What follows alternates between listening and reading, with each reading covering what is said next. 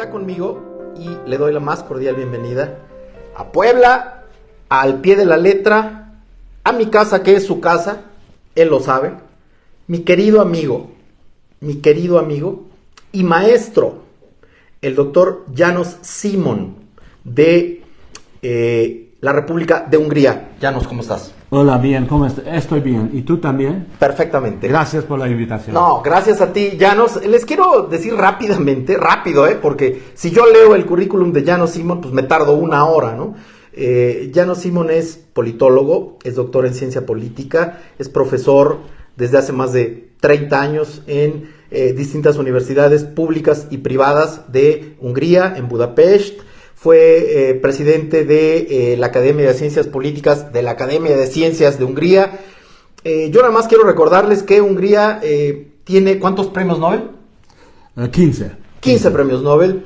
Es un país en donde los permítanme, por razones naturales el magyar pues solo lo hablan los húngaros. Entonces tienen que saber alemán, polaco, ruso, inglés, desde luego inglés, y János habla perfectamente español, porque János fue invitado y becario hace algunos años, en la década de los 80 del siglo pasado, en la UNAM. Entonces estuvo aquí algunos años, aprendió español perfectamente, y bueno, pues es creo, enamorado de la cultura mexicana. Gracias a János Simon, que ha escrito más de 30 libros sobre democracia, opinión pública, política internacional, participación ciudadana, artículos todos en todas las revistas especializadas del mundo. Ha sido invitado a más de, yo creo que... Uno me publicaron también en Puebla. En Puebla le han publicado. Un artículo mío, sí. ¿En cuántas universidades habrás estado en el mundo? Nunca no he... ¿Más de 100? Contado. No sé exactamente. Bueno, difícil decirte. Seguramente más de 100 universidades como conferencista, como panelista, como profesor invitado. Y a mí, en lo personal, lo tengo que decir, fue mi maestro en España. Y él es el culpable de que yo empezara a meterme al tema del estudio científico de la opinión pública. Porque él, los cursos que me dio sobre transiciones democráticas en Europa del Este, él es de Europa Central, pero nos hablaba de Europa del Este, y nos expuso varias metodologías de encuestas, de estudios de opinión pública. Él fue presidente de Gallup, la empresa pionera de los estudios de opinión en el mundo, en Centro Europa, y pues yo escuché todo eso, tomé muchos apuntes, y en 1999, cuando regresé a Puebla, después de esta estancia que hicimos en España, pues fue cuando fundé el BEAP. Él, si tienen algo que reclamarme, él es el culpable. Sí. El doctor János Simon, al cual le doy la más cordial bienvenida. Gracias, muy bien, gracias, muy amable. Oye, János, cuéntanos, Hungría estuvo durante toda la posguerra, después de la Segunda Guerra Mundial, bajo, ¿no?, la influencia, el control político de la Unión Soviética. Dominación. Dominación. Porque el ejército ruso estaba allá presente durante 40 años. ¿En Hungría? En Hungría, sí. Salieron solo en 1991. Es correcto. Y en la década de los 90, el 90, Hungría, como muchos otros países de Europa Central y de Europa del Este, pues se separan de esta influencia soviética. En la Unión Soviética cae el comunismo, ¿se acuerdan? Con Mikhail Gorbachev, y llega Boris Yeltsin, etc.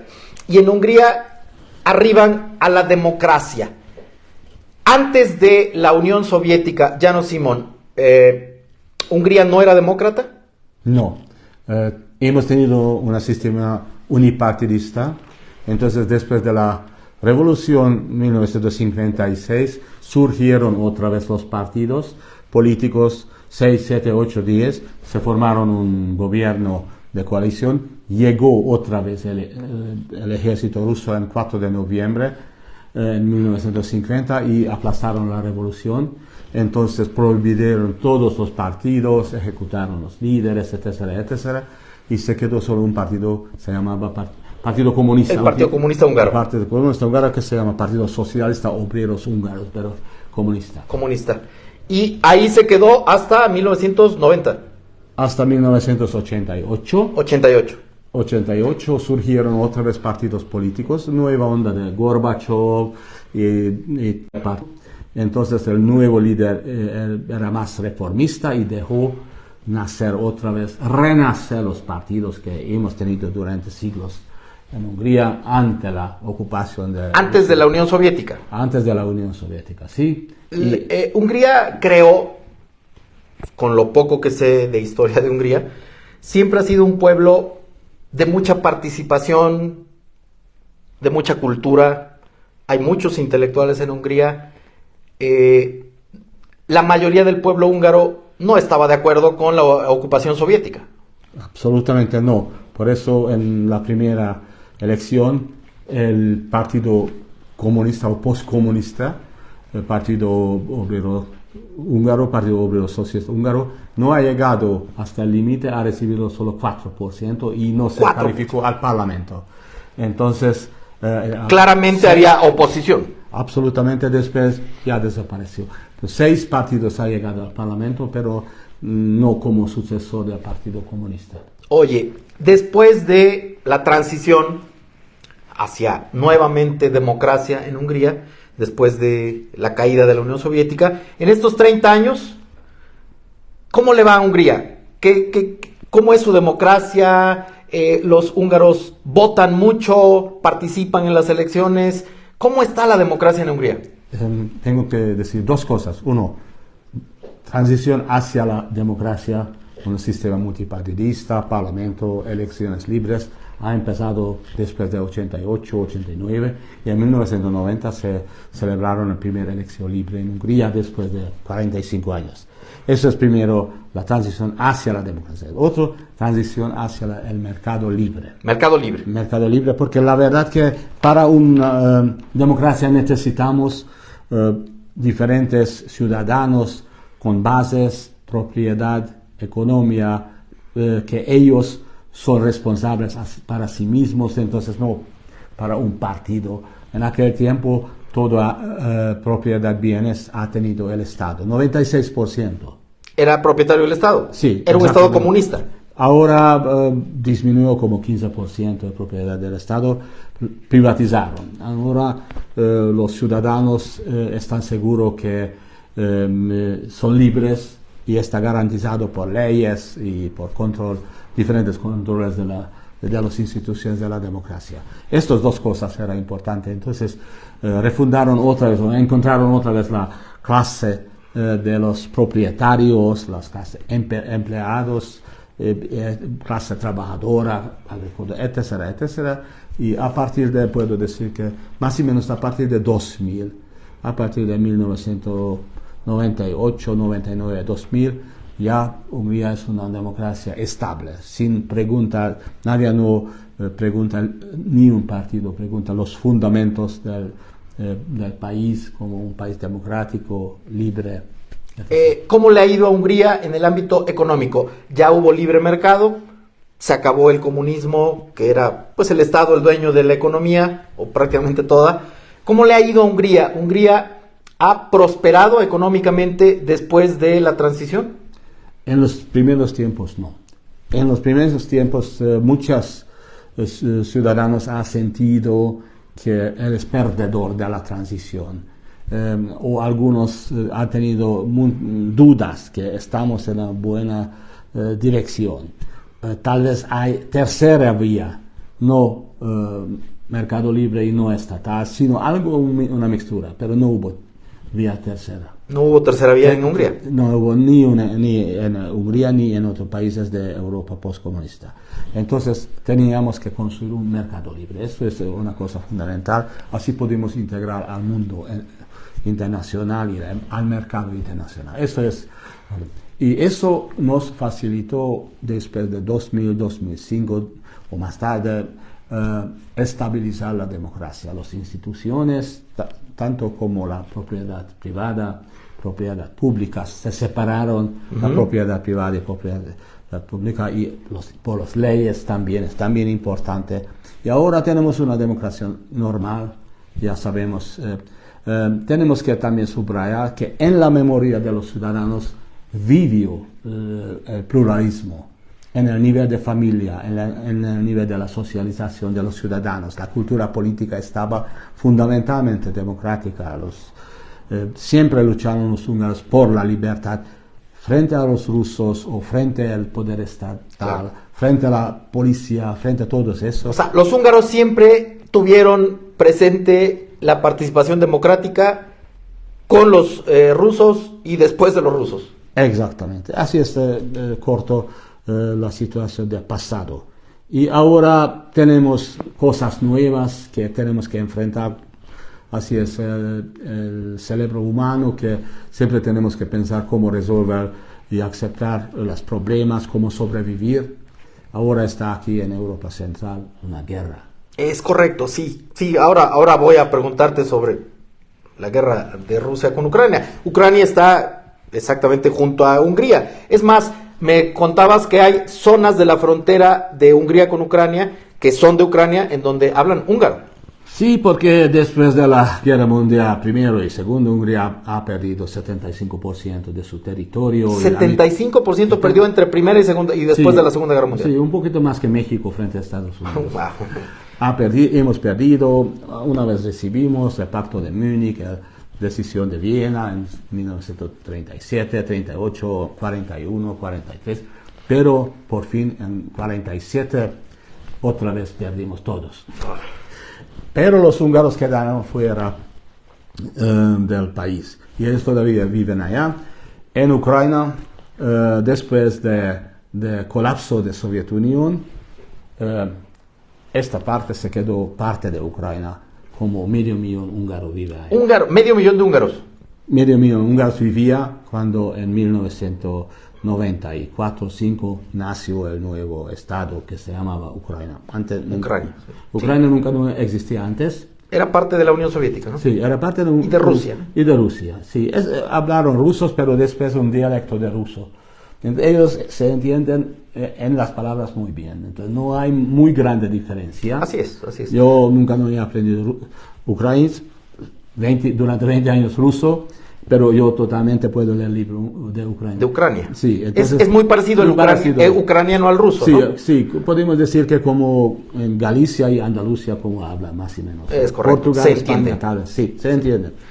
Sí, bueno, Ucrania era la Rus de Kiev, ¿no? O sea, Sí. era parte de Rusia, ¿no? Sí, en el pasado. Y entonces, cuando Ucrania recibió eso, hubo como 5 años, tal vez un poquito más, 10 años, que los ciudadanos de Ucrania, todos han tenido su posibilidad de usar su idioma. Ucrania, tenemos que saber de Ucrania que tiene como 25 diferentes naciones pequeñas, minorías.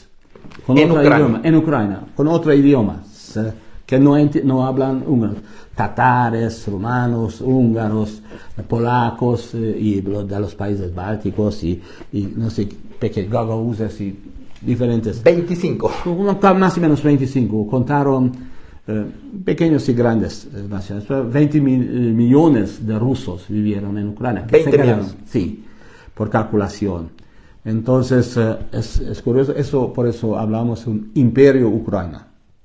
Y ahora parece que eso es el proceso de colapso del imperio ucraniano. Tenemos que decir una cosa. Sí. Que hace 5 años se ha cambiado en Ucrania muchas cosas. Prohibieron usar el idioma de las minorías. La ley... El gobierno húngaro prohibió que se hablara... No, en Kiev.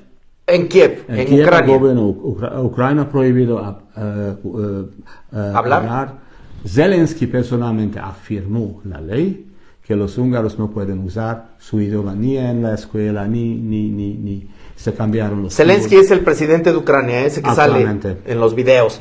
Zelensky prohibió que se hablara húngaro en Ucrania. Sí, exactamente. Entonces los niños llegaron a la escuela y tenían que contar en el idioma ucraniano. No supieron porque nada casi, porque en la familia hablaron el idioma húngaro y también en sus comunidades, en sus pequeños ¿Hablaban húngaro? pueblos hablaban húngaro, así, sabemos. Bueno, y han mirado la televisión ucraniana, la televisión húngaro en Ucrania, entonces tal vez entendieron algo ucraniano, pero no totalmente, como segundo nivel de ciudadanos o tercer nivel de ciudadanos convirtieron ellos, y por eso ya han surgido muchas tensiones dentro de Ucrania. Y los rusos que vivieron en Ucrania Oriental pidieron Moscú que por favor ayúdanos, por favor, nosotros estamos jubilados, estamos perdido nuestra libertad de expresión, todo. Los rusos que viven en Ucrania. En Ucrania, sí. Donde ahora están... es la frontera oriental, Ucrania con Rusia, ¿no? Exactamente, de Gerson hasta Zaporozhye y hasta la región hasta la frontera de Rusia, que ahora está ocupada por sus armas. Por los rusos. Por los rusos, para los rusos eso es una liberación, que viven allá. Los rusos de Ucrania. Sí, los rusos de Ucrania tienen este sentido que ellos son liberados ahora. Por Rusia. Pero, por Rusia. Pero los otros... Para Ucrania, para Kiev, eso dice que ocuparon nuestro territorio. Eso es la cosa fundamental. Es un problema, János, en Ucrania, esta guerra ruso-ucraniana, nosotros en América no entendemos muy bien el tema, pero son conflictos de siglos, ¿no? Sí, sí, ellos vivieron juntos normalmente en la historia, porque realmente una nación eslavo. ¿Son eslavos? Sí. Son eslavos. Entonces, normal comunicación han tenido eso. Solo en los últimos tiempos el nacionalismo ucraniano era tan fuerte que por su consecuencia llegó a ser. Pero yo pienso que eso no es todo. Claro. Atrás del nacionalismo de Ucrania y atrás de esta guerra hay Estados Unidos con sus armas, con su poder económico y todo eso. Ese es el tema. Actualmente, entonces, Ucrania es gobernada por Zelensky, Vladimir Zelensky, que era actor, era cómico, por cierto.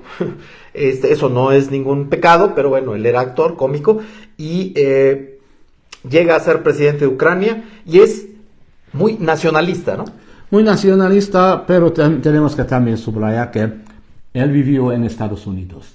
Zelensky vivió en Estados Unidos. Sí, tiene ciudadanía americana.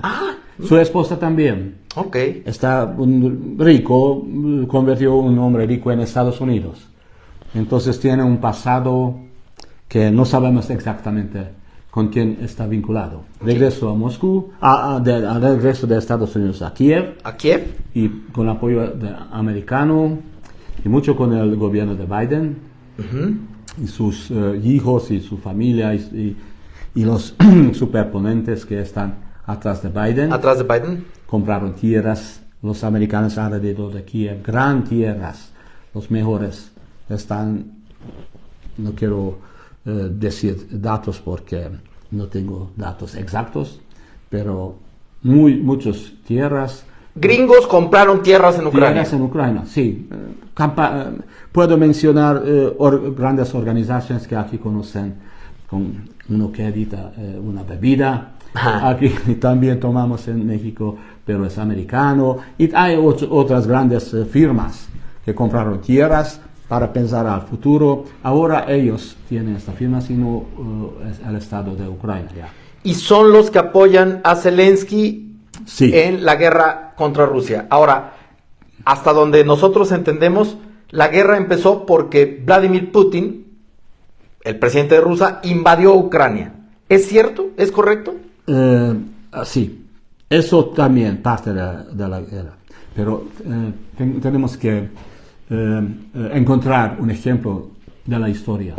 Conocemos aquí la crisis del Caribe, en 1962. Sí, 62.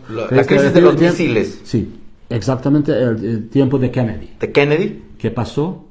Cuando los rusos querían instalar ahí en Cuba. En Cuba armas nucleares. Vino de pronto el ejército americano con sus barcos, se cerró y hemos estado muy cerca a la Tercera Guerra Mundial. A punto, sí, de que desde Cuba lanzaran misiles nucleares a Estados Unidos, ¿no? Muy similar ha ocurrido. Sí. Que cuando aparecieron armas de Estados Unidos en Ucrania, Putin dijo, esto ya no va. Además, NATO ha aceptado, la OTAN ha aceptado tres países bálticos, Estonia, Letonia y Lituania. Estonia, Letonia y Lituania. Su membresía. Entonces, eso ya era una amenaza directa para Moscú, porque está en la frontera.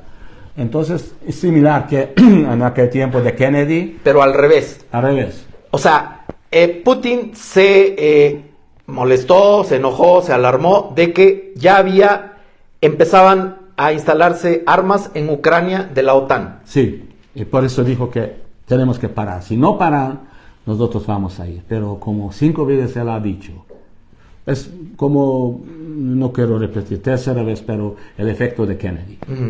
Y entonces, como no han creído que Putin va a hacer eso, además los rusos que viven en parte de Ucrania, invitaron a las tropas de Rusia que por favor ayudarnos a liberarnos. Sí, los rusos de Ucrania le pidieron a Rusia que los liberara. Exactamente. Los dos factores estaban así, que empezó la guerra por parte de Rusia, porque seguro que Rusia ocupó territorio de Ucrania y no al revés. Y no al revés. No. Entonces, eso es la pregunta ¿cómo será el futuro de Ucrania? ¿Qué va a pasar? ¿Qué va a pasar en la guerra ruso-ucraniana que ha afectado mucho la economía, no de Europa, del mundo? El mundo, absolutamente. Por eso, para nosotros era muy importante las elecciones en Estados Unidos. Las de ayer, ¿eh? Las de ayer, sí. Porque la pregunta es que pueden enfrentar frente a la línea de Biden y sus tropas, sus militares, militares que tienen mucho hambre frente a Rusia, o no. En Senado o Lower House, hay que pueden, cómo cerran la distribución de los sitios. Entonces, vamos a ver, pero para nosotros eso es el mensaje más importante de las elecciones de ayer, que sí puede empezar un diálogo con Estados Unidos y con Rusia, porque realmente Ucrania no tiene poder tomar la decisión. Zelensky hace lo que los norteamericanos quieren, es claro. Y los norteamericanos de Biden son de línea Biden. Ahora es muy claro. Si pierde, si se confirma que el Partido Republicano gana la mayoría en la Cámara de Representantes y quizás la del Senado, ¿crees que haya un cambio en la política internacional de Estados Unidos? Debe ser, porque para Europa es muy malo ahora esta situación. Europa no recibe gas, petróleo, líneas eléctricas, nada, excepción Hungría. Es un único país que recibe de la Unión Europea. Reciben otros, pero no son miembros de la Unión Europea. Claro. Serbia, por ejemplo, no es miembro de la Unión Europea, y hay algunos países. Pero dentro de la Unión Europea, el presidente de Hungría dijo que no tenemos ni mar, ni otra posibilidad, ni línea de gas independiente de Ucrania, entonces nosotros necesitamos el gas de Rusia. No tenemos otra posibilidad. Eso no es un deseo, es una obligación, porque sin este gas, bueno, claro que en el avión no se puede transportar gas. Claro. Eso es una cosa. Y la otra cosa es que ahora Estados Unidos vende para Europa, para los países europeos, 4 veces más caro el gas y el petróleo que dentro de su mercado.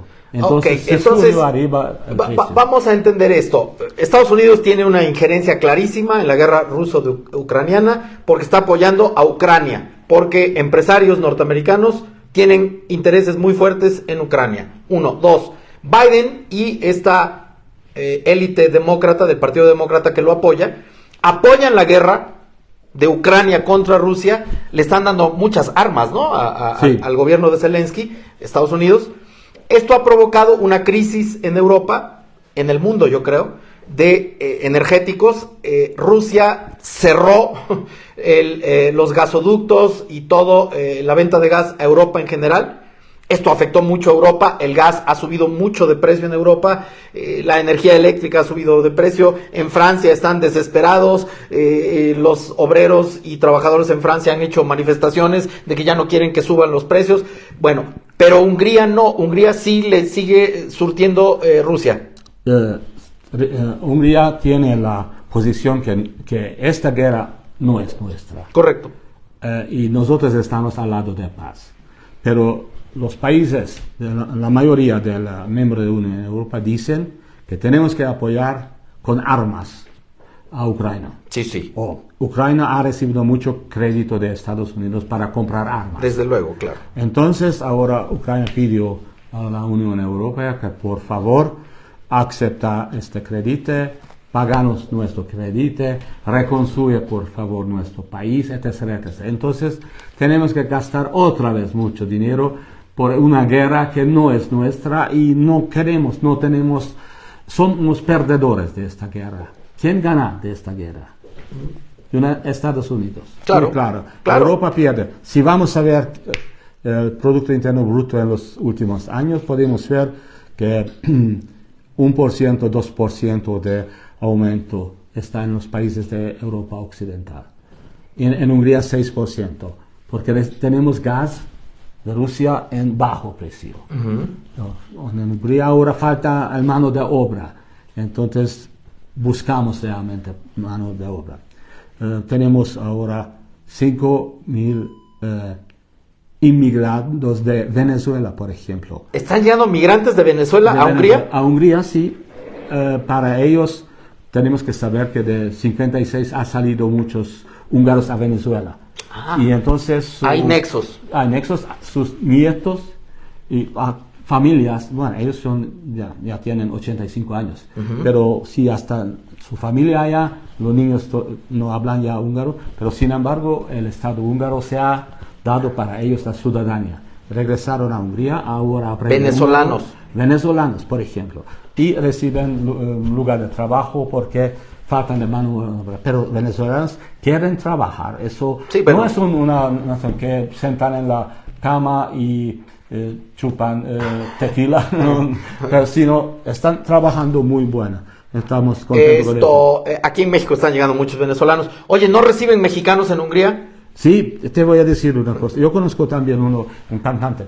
La embajada de Hungría, muy bien que tú mencionaste que en 1985 yo he llegado a México con una beca por intercambio académico. 3 húngaros han llegado a México y 3 mexicanos se fueron a Hungría. Yo he pasado 10 meses en la coordinación de sociología.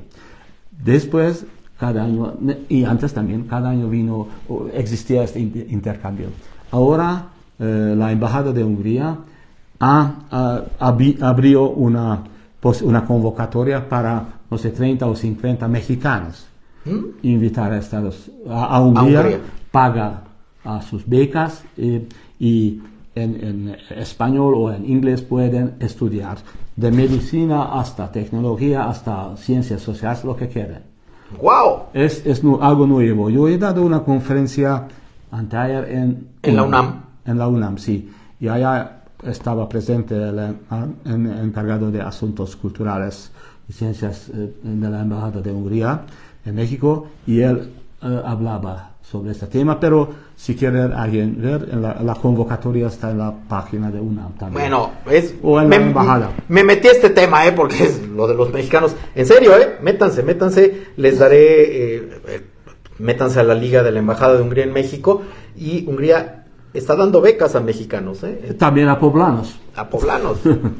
Esperamos que van a venir y muchos de ellos vienen, si necesitan un tipo de ayuda, vienen buscándome. Saben que yo soy muy buenos amigos de los mexicanos, mi segunda patria. Ya 30 veces he estado en México, dado diferentes lugares, diferentes conferencias. Por eso estoy tan cansado ahora. Es correcto. Lo tenemos trabajando a Llanos. Oye, volviendo al tema, bueno, ese era un paréntesis de venezolanos y mexicanos. Oye, ¿crees tú que puede haber una posibilidad? A lo mejor se oye una tontera, pero hay que preguntarlo.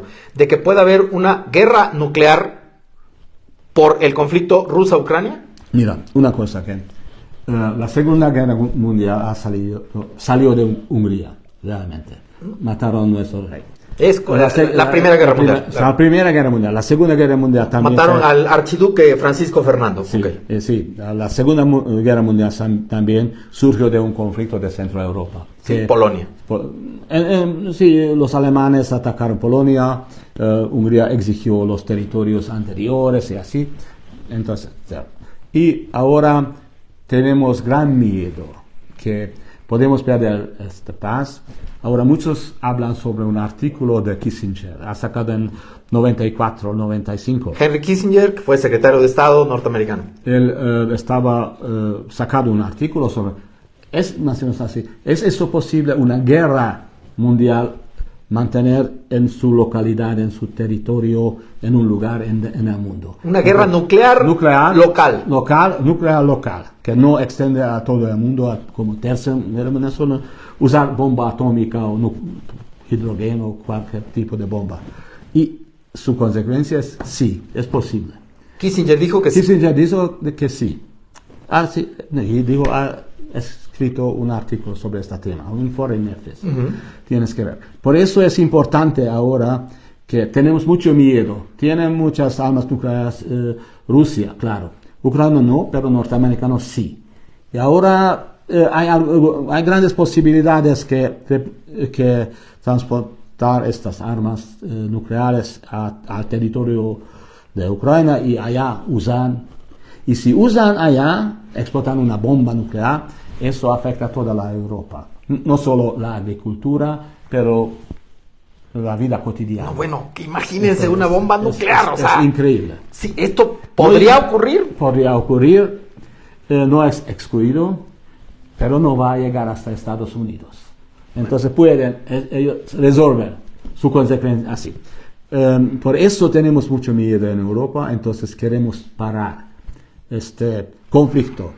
Y el único país ahora es Hungría dentro de la Unión Europea que absolutamente quiere paz y no quiere involucrar ni por un lado ni otro lado a la guerra. Dicen que los ucranianos tienen derecho a defender su territorio y los rusos, los minoritarios, también tienen derecho para tomar la decisión qué tipo de ciudadanía quieren. Pero eso pacíficamente tiene que resolver y no con armas.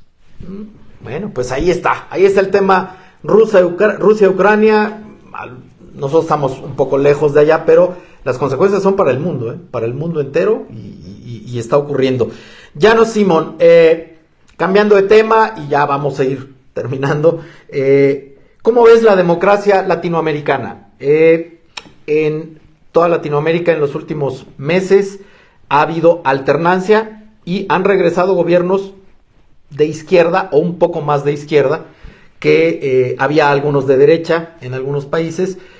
Si tú ves el mapa de Latinoamérica pintado de azul o rojo, rojo es de izquierda, ya casi todo está rojo, ¿no? Argentina, Colombia, Chile, desde luego México, Brasil, acaba de ganar otra vez Lula da Silva. ¿Esto es normal? ¿Es la democracia? Sí, la democracia es así que si el producto de un gobierno es malo, hay que cambiarlo. Es claro.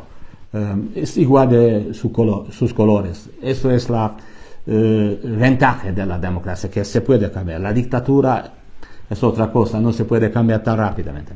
Pero más importante que están atrás de estos cambios. Por ejemplo, se ha terminado el proceso de la globalización. Ahora hablamos post-globalización, tiempo de post-globalización. Se reforzaron las fuerzas nacionales, los intereses, como Trump dijo que First America, primera vez América, más importante es América, más importante es México, más importante es Brasil. Todos lo dicen. Cuando hay un conflicto, piensan como en Hungría, en Europa. Para nosotros el más importante es Hungría, su futuro. Entonces, eso es una cosa. Y tercero, hay dos países que se han reforzado en los últimos 20, 30 años en América Latina. Uno es Brasil, otro México. Yo nunca no he pensado, primera vez he estado en México en 1980, hace 40 años. ¿No? Así es. Oh, hombre, 42 años. Y encontrar en la calle coches usadas, muy malos, muy peor calles sucias. Calles sucias y peligrosas y todo eso. En los 80s. En los 80s. Y ahora, bueno, cada 5 años he regresado, tal vez frecuentemente, pero ahora miro que es muy bien desarrollado México, culturalmente también. Entonces, culturalmente, la cultura cotidiana, pienso, no, claro que tienen en la pintura, en la música, etc. Pero el comportamiento de los ciudadanos han aprendido. Yo estaba pensando mucho sobre este tema.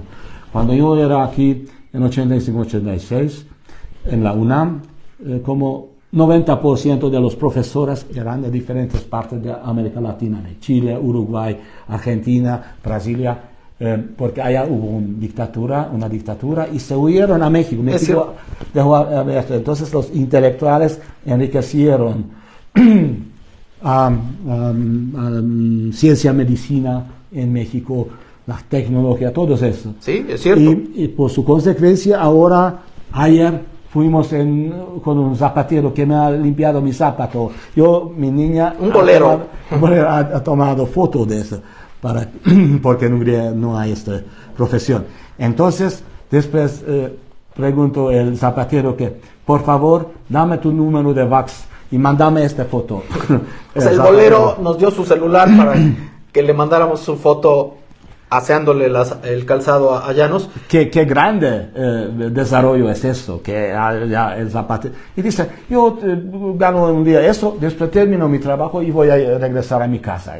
No es tan importante el dinero que todo el día, así. Entonces tiene el dinero suficiente para vivir. Eso es más importante. No muere por hambre. Yo me recuerdo en 80s, 85 también, las calles estaban llenas con personas pidiendo dinero, la mayoría indígena y en diferentes partes. Yo he estado en México, de Acapulco hasta Querétaro y Tamaulipas y en como 20 diferentes universidades. Pero yo ahora he tomado en cuenta que la enseñanza, la cultura, eso es un factor muy importante.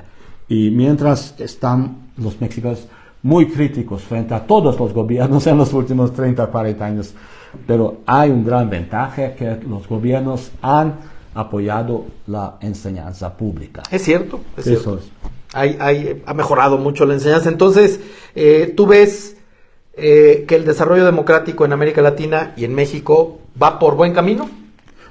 Creo que hay tiempo cuando se cae, se aumenta, que desarrolla, se subdesarrolla, que los conflictos son más fuertes. Espero que las dictaduras no van a regresar, porque si las dictaduras regresan, ya la sociedad civil no tiene derecho para asegurar sus bienes, su libertad. La libertad también sirve para apoyar vivir mejor. Claro. Las dos cosas están juntos, seguridad, nivel de vida y también la libertad de expresión. Todo eso juntos son parte de la vida humana. Si viene una dictadura, los dictadores de arriba dicen que tienes que hacer y quién no, y quién tiene palabra y quién no. Nadie quiere una dictadura, nadie, de derecha o de izquierda. Sí, y en este sentido México tiene mucha suerte que en el siglo XX no han tenido dictaturas, solo democracias podemos discutir qué tipo de elecciones, pero por fin algo. Y está ahora una estable democracia México. Yo también, yo coincido. Y bueno, para terminar con János Simon, ¿qué es lo último que has escrito? Cuéntanos. Sobre el populismo, eso era. Populismo. Populismo, eso. Mañana voy a viajar a Oaxaca, también sobre este tema, y ayer, y también los nuevos desafíos de la democracia en el siglo XXI en el mundo. Entonces, la última pregunta era en UNAM. Eso era una conferencia por Zoom, y presente también. ¿Cómo podemos reforzar la democracia? ¿Qué necesita una democracia? Yo dije que mínimo 3 factores. Uno, en un país necesita una clase media fuerte.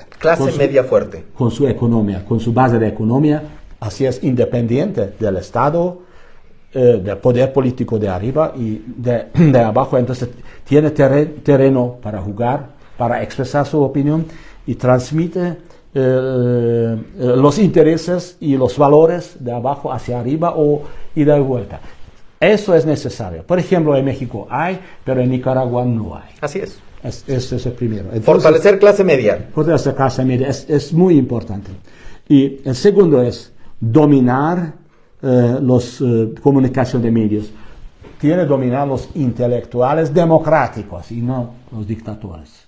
Que los medios sean controlados por los intelectuales, los profesionales y no el gobierno. Hay que discutir, hay que hablar. Si hay problema, no callarse, sino sentarse como nosotros hablamos o con diferentes fuerzas, tiene que explicar su problema y buscar la solución. Entonces, en este sentido, los intelectuales tienen poder importante, sobresaliente, claro, o responsabilidad sobresaliente. Que puedan hablar con libertad en los medios. Pueden hablar con libertades de los medios y todo eso. Y también hay que tener un cierto desarrollo de economía, de desarrollo en la economía, o no se puede, o si hay crisis, hay que compensar la clase baja. Hay que buscar la vía como compensar las clases bajas. Por ejemplo, te digo una cosa, en Hungría 4 veces ha elegido el mismo gobierno con absoluta mayoría. Víctor Orbán. ¿Por qué? Porque ahora, como hay una crisis en Europa, bloquearon a partir del precio del petróleo, que si tú usas en gasolina, el máximo es este precio. No pueden ir más arriba, están controlados. De hasta gas, petróleo, vivienda, luz, hasta el precio de huevo, pollo, todo. Entonces, no todo. En el Parlamento tomó la decisión que eso es el precio máximo que puede vender porque tenemos una situación cerca de guerra. Claro. Una situación, excepción peligrosa. Entonces, ayudan así, apoyan la clase baja. Para mí es igual cuánto vale un huevo, por ejemplo. Un huevo. Puede ser duplicado, yo voy a comprar, si quiero, no voy a comprar sin nunca. Claro. Pero los pobres, y también el pan, bueno, hay algunos que ellos necesitan para su vida cotidiana. Claro. Los más pobres. Entonces, Víctor Orbán y su gobierno han apoyado a las clases bajas. Sí, en este sentido, y por eso ellos votan a él. Los más pobres en Hungría, los barrios más pobres, es una sorpresa. Como investigador, digo eso, sacamos muchos sondeos en Hungría. Muchas encuestas. Ellos votaron a Víctor Orbán. Solo grupos ricos, la mayoría de grupos ricos no. No mayoría, pero grupos ricos, algunos o clase media, crítica, no votaron. Pero los otros, entonces, en el Parlamento actual, 72% son, o 73% son miembros del partido de Víctor Orbán. Entonces, o sea, tiene mayoría en el Parlamento. Eso en Europa nunca no ocurrió en el siglo XX, en el siglo XXI tampoco. Por eso es una situación excepcional y no saben qué hacer en Europa, en la Unión Europea, con esta situación. Porque es tan chiquito la oposición, porque el pueblo ha votado así.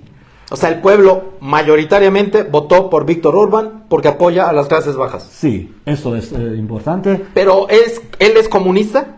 No, él ha empezado su carrera fuertemente como anticomunista, sí. Ya. Pero socialmente él sabe qué significa pobreza, porque él mismo viene de un pueblito pequeño.